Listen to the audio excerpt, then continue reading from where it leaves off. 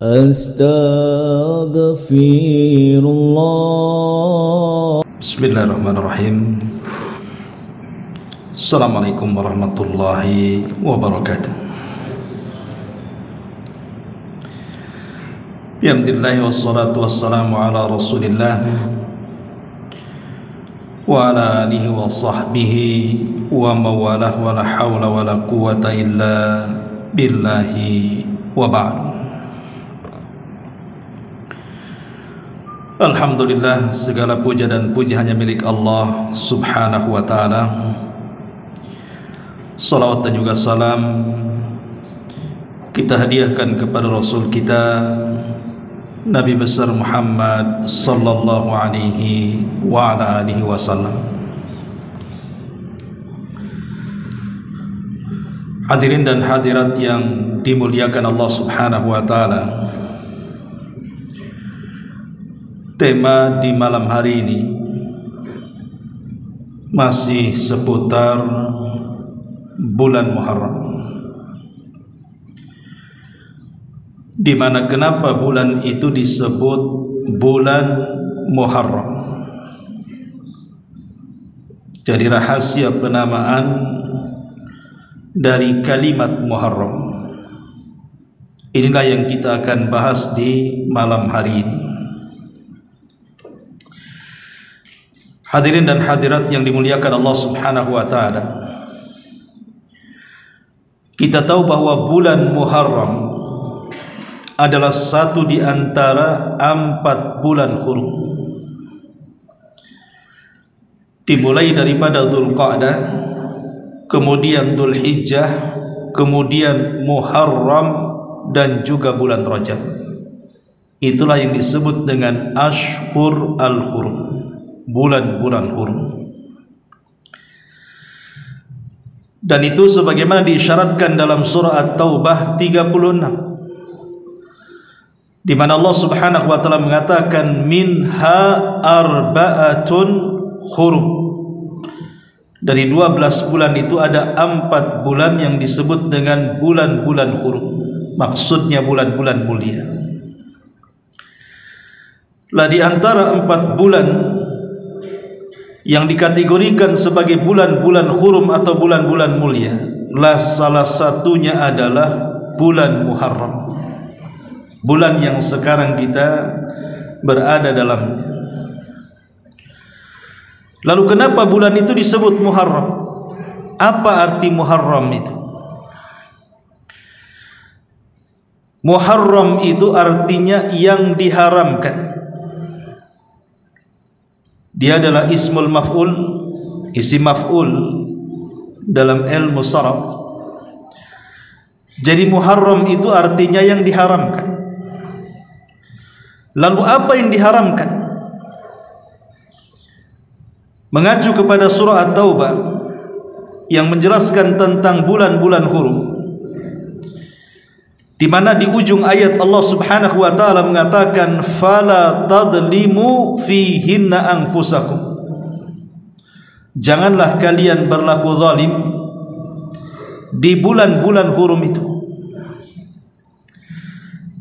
Ayat ini sebagai penguat daripada nama Muharram.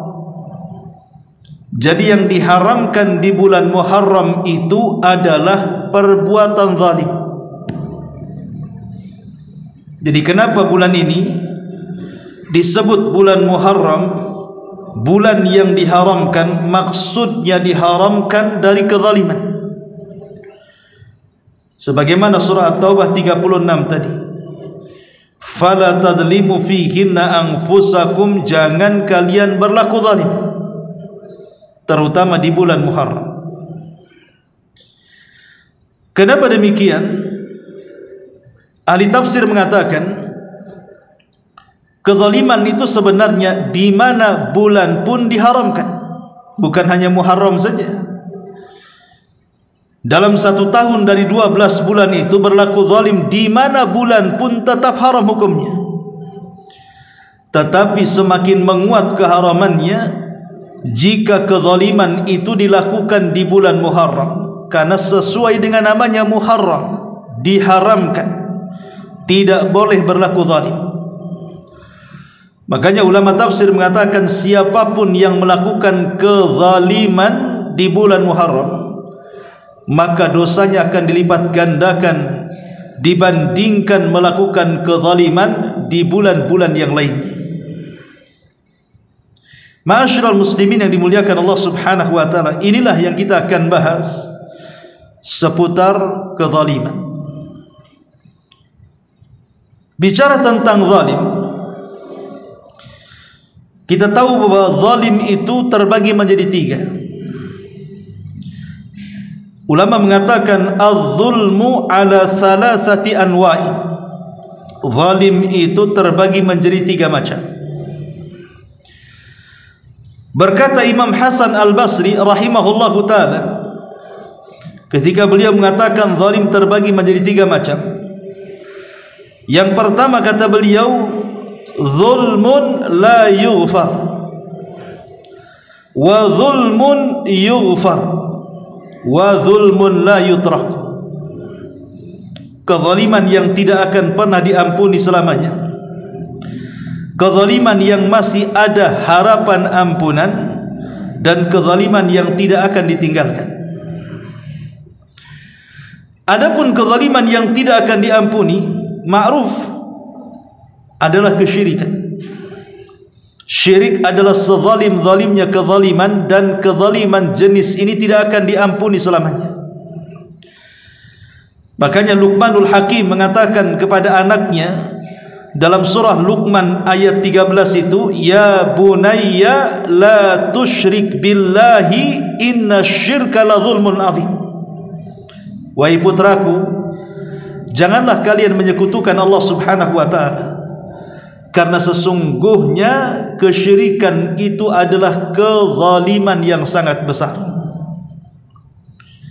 Jadi kezaliman yang paling besar adalah syirik, karena jenis kezaliman ini tidak akan diampuni. Itulah yang diisyaratkan di dalam Al-Quranul Karim, innallaha la yaghfiru an yushraka bihi wa yaghfiru ma duna dzalika liman yasha.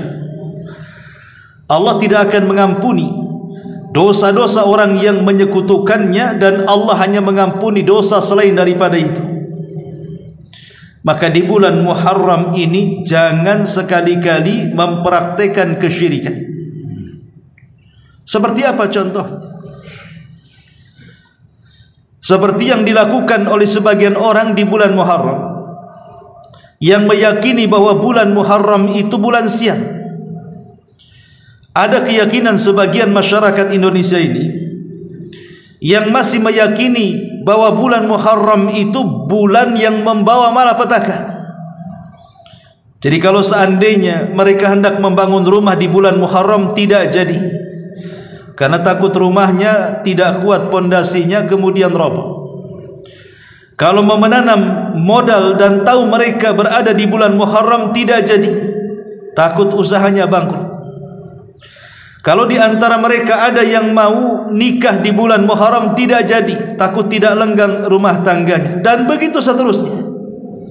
Sehingga kemudian muncul khurafat-khurafat yang mengatakan bulan Muharram itu bulan pembawa sial, bulan malapetaka. Sampai-sampai di sebagian daerah mereka meyakini bulan Muharram ini bulan petaka, mengadakan ritual-ritual yang kemudian dengan prasangka mereka ritual ini bisa menghilangkan kesialan.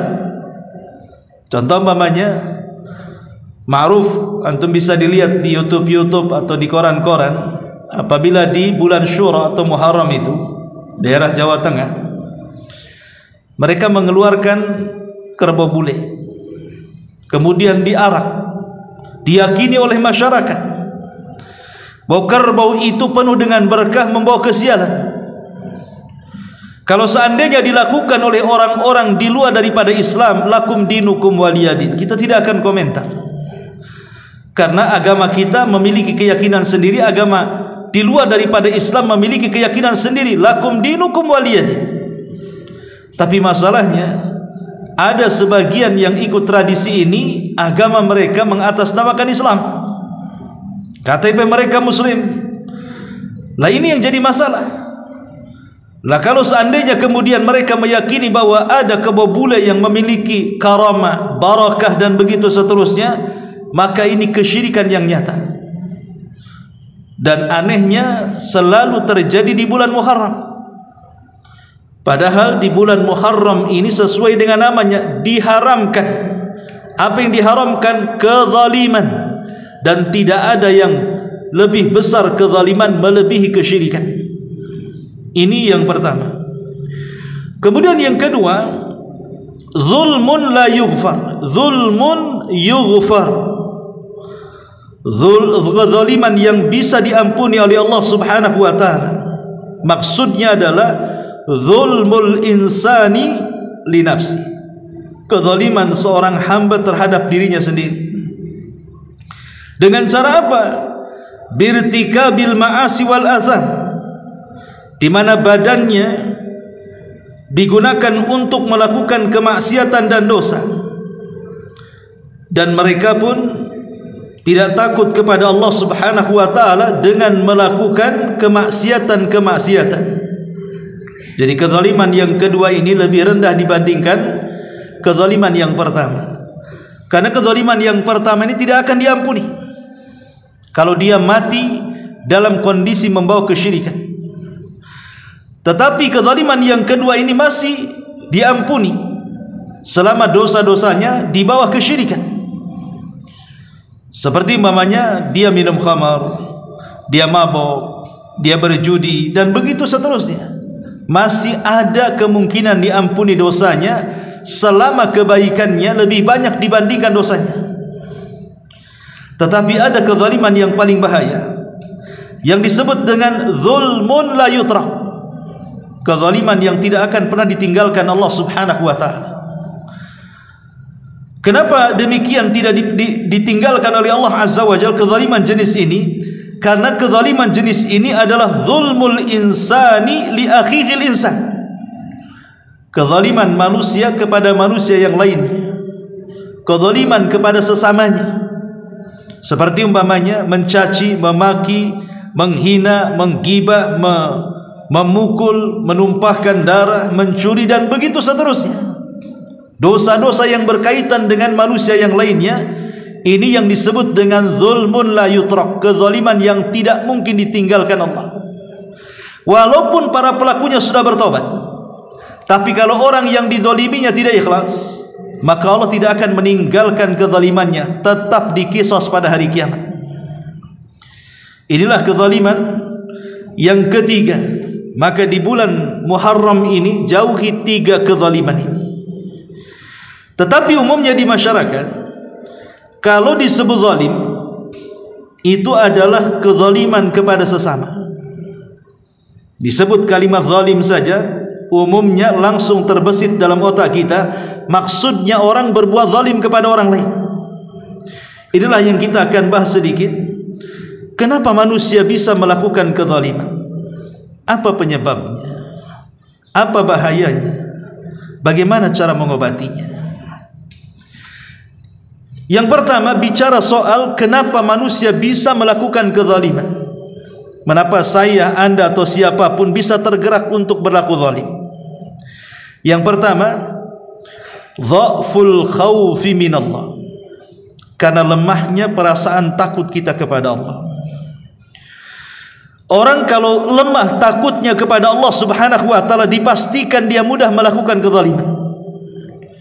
Tapi kalau orang itu memiliki rasa takut yang kuat kepada Allah, dipastikan dia tidak mungkin melakukan kezaliman. Jadi zalim itu terpancing karena lemahnya takut kita kepada Allah. Yang kedua, al-jahlu bi uqubatiz zalim allati tawa'ada Allah biha sahibahu atau sahibaha fid dunya wal akhirah. Kejahilan bahwa orang-orang yang zalim itu akan ada ancaman, baik ancaman di dunia ataupun ancaman di akhirat. Kenapa orang bisa berlaku zalim? Karena dia tidak sadar di balik kezaliman itu ada ancaman. Bahkan ancaman ini terkadang disegerakan di dunia sebelum akhirat. Kata Nabi SAW, "Ma min dzambin ajjalallahu uqubatahu fid dunya qabla al-akhirah al-baghyu wa qati'atur rahim. Tidak ada dosa yang disegerakan ancamannya di dunia sebelum akhirat kecuali kezaliman dan memutus silaturahim. Artinya kalau orang hendak berbuat zalim kemudian berfikir bahwa di balik kezaliman itu ada ancaman Allah, bisa saja Allah mengirim azabnya di dunia sebelum akhirat, tidak mungkin dia berlaku zalim. Hanya orang-orang jahil dari ancaman yang melakukan kezaliman. Kemudian yang ketiga, al-i'jabu bin nafsi wal kibr. Orang yang ujub terhadap dirinya dan orang yang sombong. Jadi pemicu kezaliman itu karena ujub. Pemicu kezaliman itu karena sombong. Merasa dia orang kaya bisa menindas orang miskin. Merasa dia memiliki pangkat jabatan akhirnya menindas bawahan. Merasa bos akhirnya menindas karyawan. Merasa tuan akhirnya menindas pembantu. Dan begitu seterusnya. Kemudian yang keempat adalah wujudul awan lizzalimi ala zulmihi. Karena banyaknya teman-teman, banyaknya kawan-kawan, sehingga terkadang dia bisa melakukan kezaliman. Seperti kita tahu di Indonesia ini marak geng-geng motor atau geng-geng apalah kan gitu ya, nama-namanya macam-macam gitu. Dulu mungkin orang ini lemah, tapi kemudian bergabung dengan salah satu geng, kemudian memiliki banyak kawan, kemudian terciptalah solidaritas di antara mereka. Mungkin dalam tentara itu mungkin ada jiwa korsa sesama mereka. Akhirnya yang lemah jadi kuat, yang kuat jadi melakukan kezaliman karena merasa banyak kawan. Makanya penting dalam Islam itu memilih teman yang baik.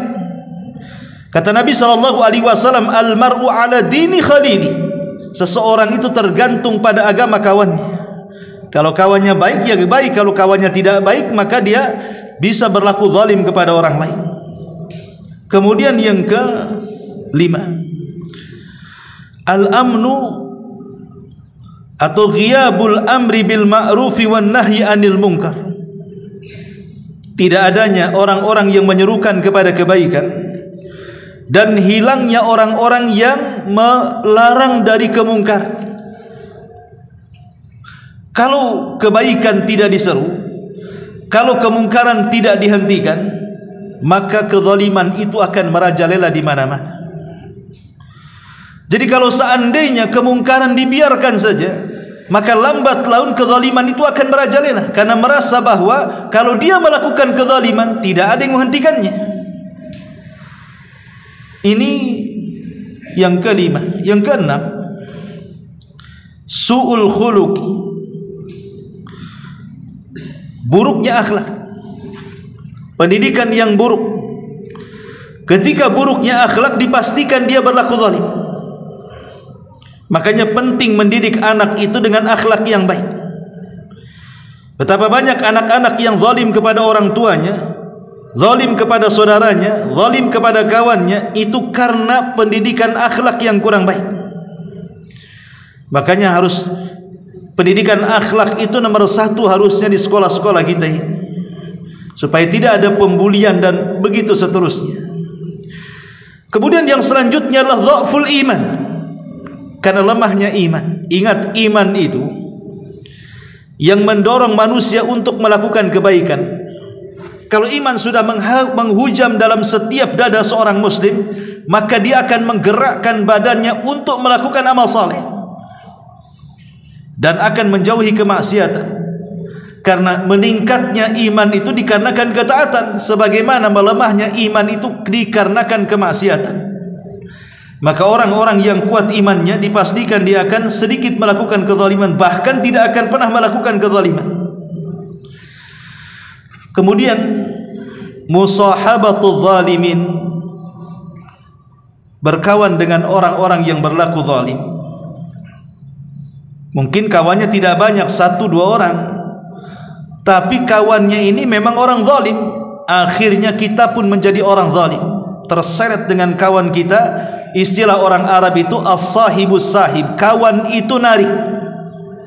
Tapi banyak orang baik terseret kawannya menjadi jahat. Dan yang terakhir, syiddatut tama'i wal hirsu ala jam'il mali, terlalu tamak terhadap dunia dan semangat mengumpulkan harta, sehingga orang-orang yang tamak dengan dunia ini terkadang sikat-sikut kanan kiri, tidak tahu siapa lawan siapa kawan, yang penting terkumpul harta.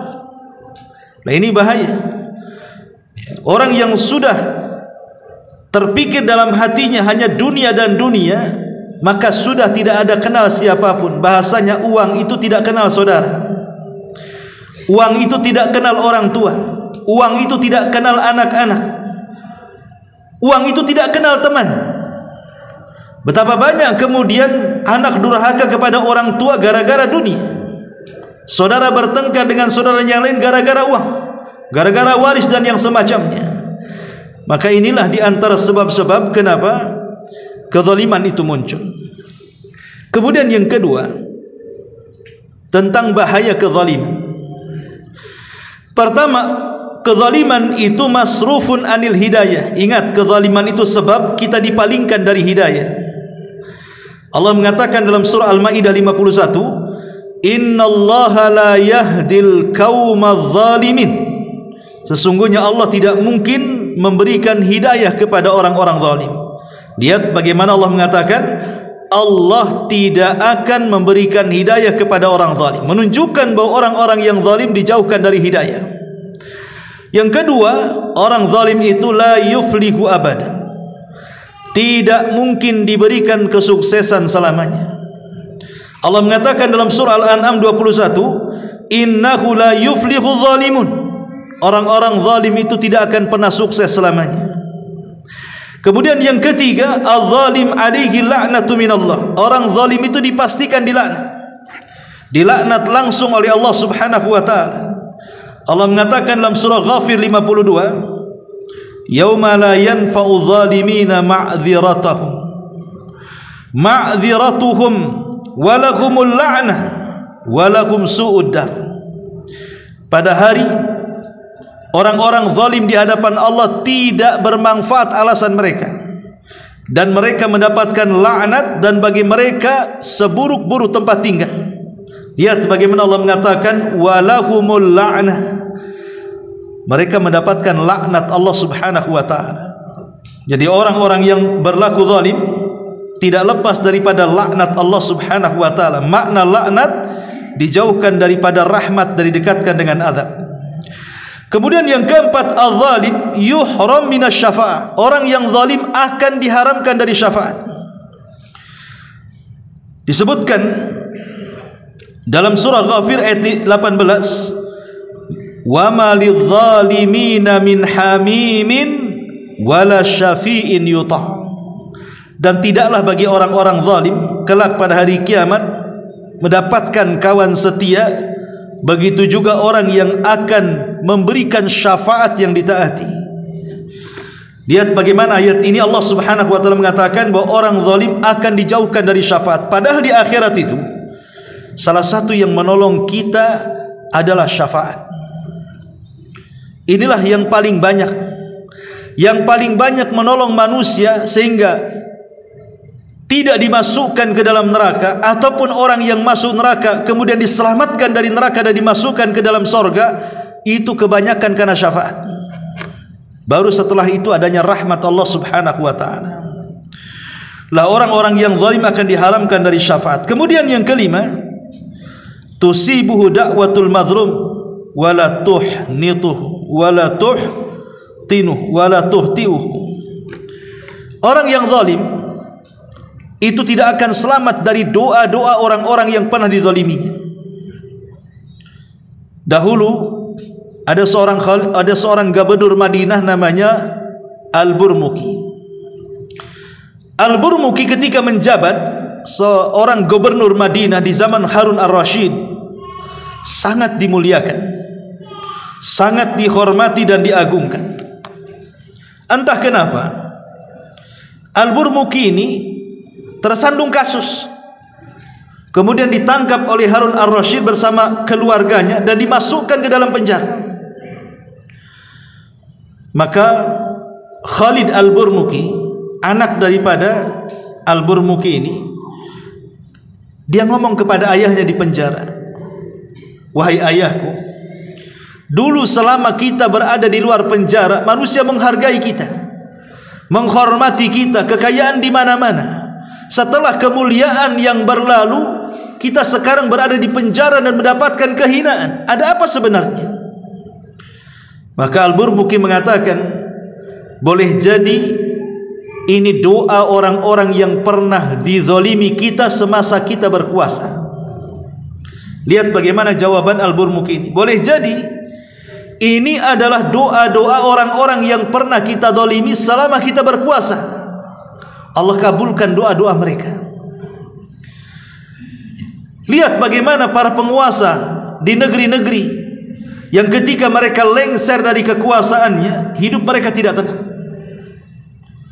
Harusnya ketika mereka sudah lengser, maksudnya sudah selesai, sudah purna tugas, harusnya kan mereka tenang, duduk, nyantai, jalan ke sana kemari, kumpul dengan keluarga, dipuji karena kekuasaannya. Tapi lihat betapa banyak para penguasa yang lengser, tidak bertugas lagi, masih saja mereka dijelek-jelekan, dihina, direndahkan, dan macam-macam. Boleh jadi itu karena ketika mereka berkuasa, mereka berlaku zalim, kemudian datang doa orang-orang yang dizalimi melesat ke langit dan diijabah oleh Allah sebelum kematiannya. Seperti kisah Al-Burmuki di sini. Ma'asyiral muslimin yang dimuliakan Allah Subhanahu wa taala. Kemudian yang keenam, bidzulmi yartafiul amn. Kezaliman ini bisa mengangkat keamanan. Allah Subhanahu wa taala mengatakan, alladzina amanu wa lam yalbasu imanahum bidzulmin ulaika lahumul amn wa hum muhtadun. Al-An'am ayat 82. Orang-orang yang beriman dan tidak mencampur adukan keimanan mereka dengan kezaliman, maka mereka mendapatkan keamanan dan mereka mendapatkan petunjuk. Artinya sebaliknya, siapa yang kemudian mencampur adukan keimanan dengan kezaliman, maka mereka tidak akan mendapatkan keamanan dan mereka tidak akan mendapatkan hidayah.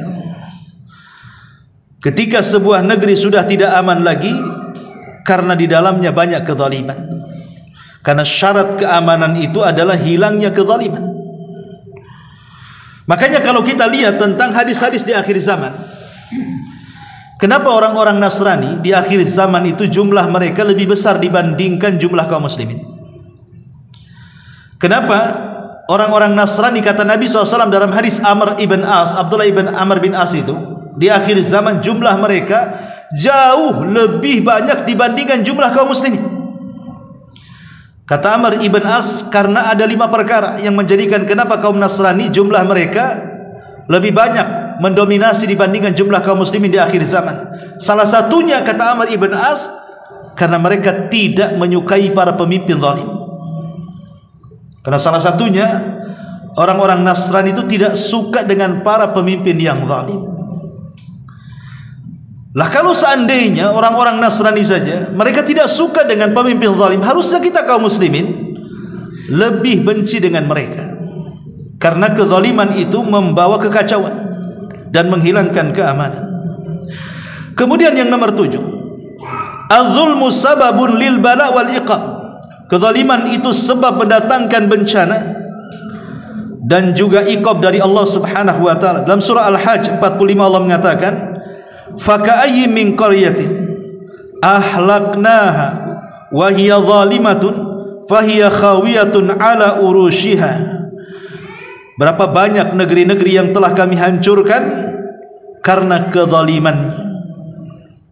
Kemudian yang ke-8, az-zulmu sababun lil kharab. Bahwa kezaliman itu menyebabkan kehancuran sebuah bangsa. Dan itu kita lihat dalam surah An-Naml ayat 50 dan 52. Kemudian yang nomor 9, az-zulmu akibatuhun nar. Kezaliman itu akibatnya adalah neraka. Dan yang terakhir, yang ke-10, kezaliman itu menyebabkan permusuhan dan juga al-baghdha, menyebabkan dendam di antara sesama anak Adam.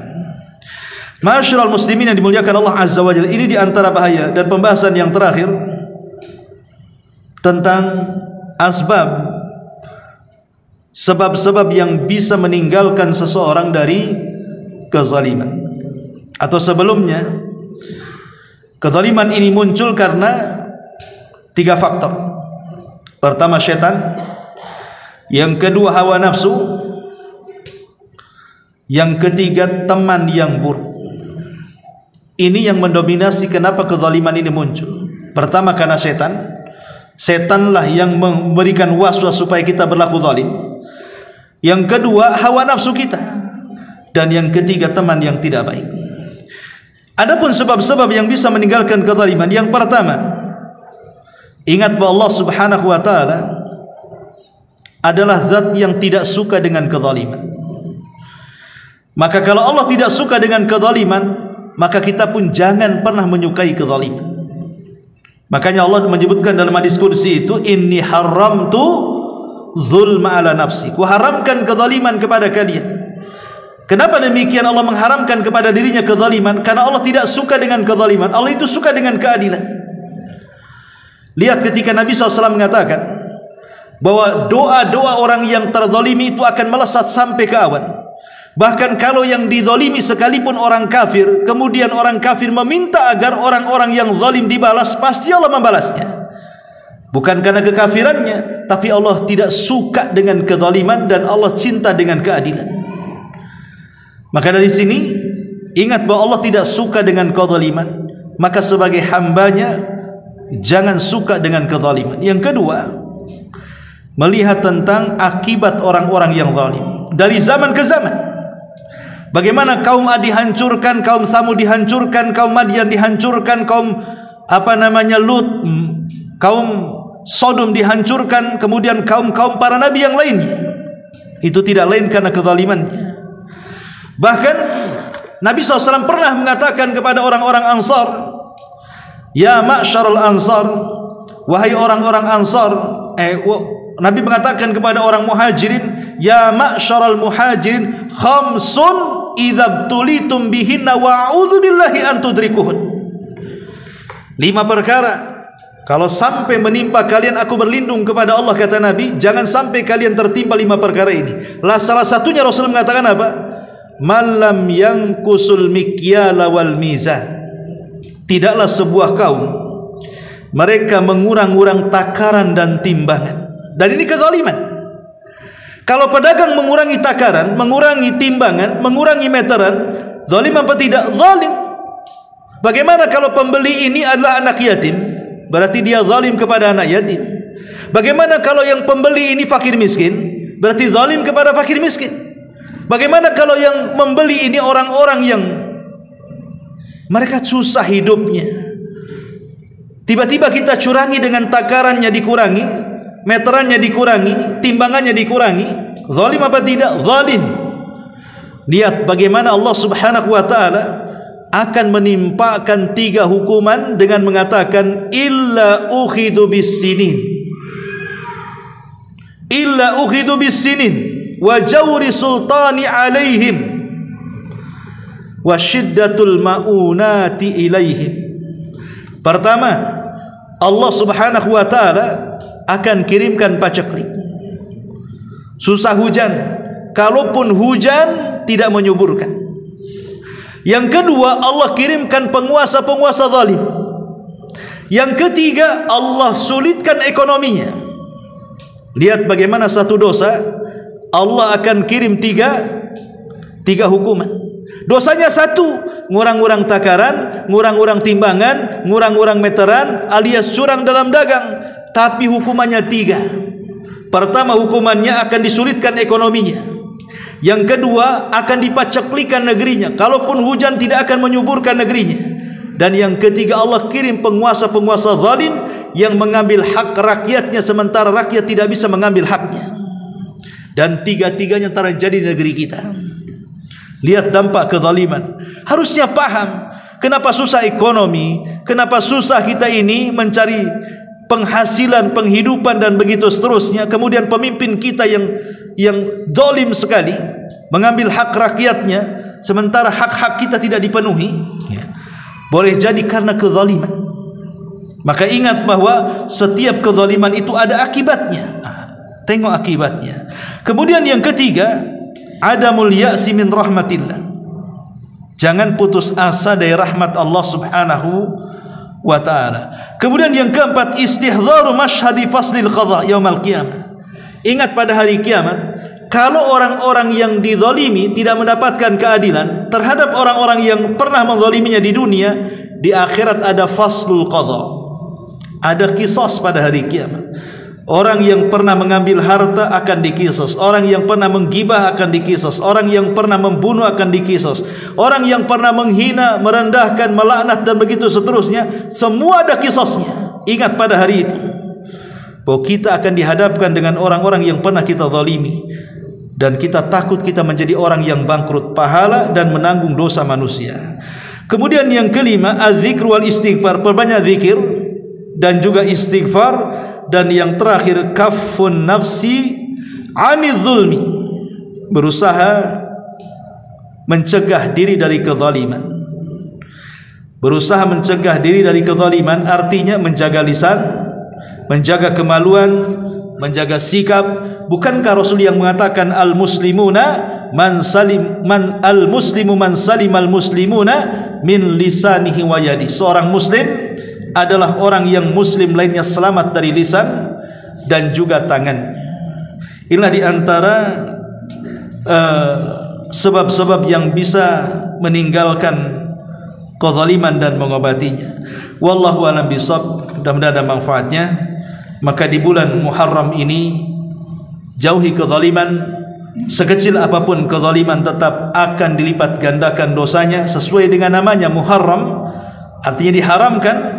Apa yang diharamkan berlaku kezaliman, baik kezaliman yang tidak diampuni, baik kezaliman yang diampuni, atau kezaliman yang tidak pernah ditinggalkan Allah Subhanahu wa taala. Subhanakallahumma bihamdika asyhadu an la ilaha illa anta astaghfiruka wa atubu ilaik. Allahu taala alam. Assalamualaikum warahmatullahi wabarakatuh.